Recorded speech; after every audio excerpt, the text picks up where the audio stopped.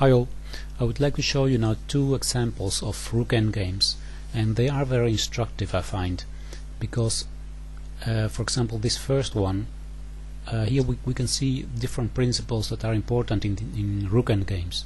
One of them is the activity of the pieces. If we look at the position here, we see that the kings, there is a big difference. The black king is on the last rank, and white has a beautiful rook on the 7th rank, so this king of black cannot be activated that easily. And the white king, yes, it is on the edge, but it can reach towards the center in a very fast way. And if we compare both rooks, the white rook is attacking the c6 pawn. That means that the black rook is bound to the defense of that pawn. So in all ways white is much better here. There are different ways to win this endgame with white, and the way how the game was played in 1929 by Capablanca with white is very instructive, because he first activates the king to g3. After king f8 now he breaks through by playing f5. So there is a pawn trade here, king to f4, and now we see how active this white king becomes. Black tries to simplify the position by playing rook to e7, and in every endgame, almost every endgame, we see these possibilities of simplifying a position towards a pawn ending, and it's always the question to simplify or not to simplify. Now in the game here Capablanca played rook takes c6, the best move, but let's have a look what would happen if we simplify the position rook takes e7. This is actually what black wants. What then happens is that we reach this totally equal endgame because of this h-pawn of black that is sacrificed here, and after king takes g6 we have equality.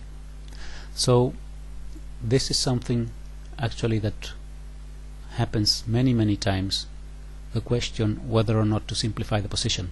Now in this case Capablanca played rook takes c6, h4 was played, and now rook h6, and now we see that also the h-pawn goes down, and it's totally lost for black. So in this position his opponent resigned. These three important things, activity of the pieces, breaking through, and the question when to simplify and when not to simplify a position, are three very important items in the endgames. Let me show you a second example now. This is the second example. This position was reached in a game between Dolmatov, I must say, I believe, Dolmatov against Machulski in the Soviet Union 1977, and it's white to move here, and again here we see the importance of the activity of the pieces. The king on e5, the white king, is very active, and also important is in this example how white coordinates his pieces, so the work of the king and the rook together, and how black cannot succeed in coordinate his two pieces because they are standing so far away, so they can not be used very easily to attack the same point. Let's have a look at the game. Rook f6 check was played here, and black took on g5, and now comes the breakthrough b5, and this is something that's not very easy to see, but if we look at how the game goes here, continues, you will see the beauty of this move b5. In the game rook takes b5 was played, but let's have a short look at a takes b5. Well, then of course b4 comes, and now suddenly this a pawn is a pass pawn that is supported by another pawn, and that makes it of course more easy for white to continue than in the game after rook takes b5. So after rook takes b5, rook takes f7, rook takes a5, and now rook g7 check, an important in-between move to make the black king even less active than it already was. So the king must go to the edge of the board now, and now the rook goes to b7 defending the b pawn.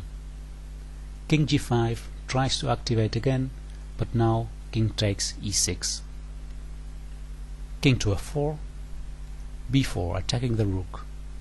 Rook goes to a4, king takes d5, and now we see how the superiority of the white pieces are working, this king and rook working together, and if we look at the coordination of the black pieces is far away. a5 is played here, b5. King goes to e3. Now black tries to coordinate both pieces. You see, this is what we call piece coordination. The black king and the black rook are both attacking b4. But before this moment there was absolutely no coordination between the black pieces. Rook a7 is played here, rook takes d4 check, king c5, rook a4 defending the pawn, but then king b6, again piece coordination, both white pieces attacking this a5 pawn. Rook goes to h4, king takes on a5, king d4, and now also a very important move in endgames, especially rook endgames, rook to c7, cutting off the way for the black king. So this whole c file is now a wall that cannot be trespassed by the black king. And here actually there was a resignation here, I believe. Oh no, there was a few more moves were played. King to d5, b6, king d6, rook to c1. In this position black resigned, because what we reach here is a position that in one of my other videos I talked about this idea of the a Lucena position that can be reached here, the so-called bridge building. This is how it could continue. Rook d4 is an important move, because then white can build this so-called bridge with rook b4. If you want to watch this, do a search on YouTube, Lucena position, Mashnu, and you'll find it explained.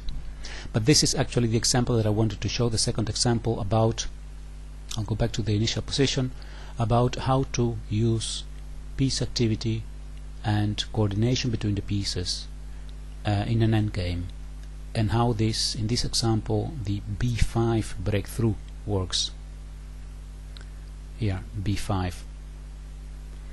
Now I still have some time to go a little further with this variation of a takes b5. What could continue here is rook c7, trying to use this open file and attack this weak point. Then rook to f1. There's not much black can do. He defends here the pawn on f7 with the king, so the rook can move more freely. But then again a check, forcing the black king to go to the edge of the board. And now white can go to f6, attacking this pawn on f7, and the next move, rook g7 check, coordinating both pieces in the attack of f7. So this is how then in that case the position can be won by white. But in the game, rook takes b5 was played, and white used the same principles of making use of the active pieces and coordination of his two pieces to reach this endgame. And as you see, it is important always to know where will this variation end. So if you know the Lucena position, only then you can play these ways, because you know that this position in the end will be won for you. But if you have never seen the Lucena position, you will have to calculate all this, and that's something when you're playing and over the board game it's very difficult. So that's why it's so important to really know your endgames. Okay, I hope you found this interesting, and I'll see you next time on YouTube. Goodbye.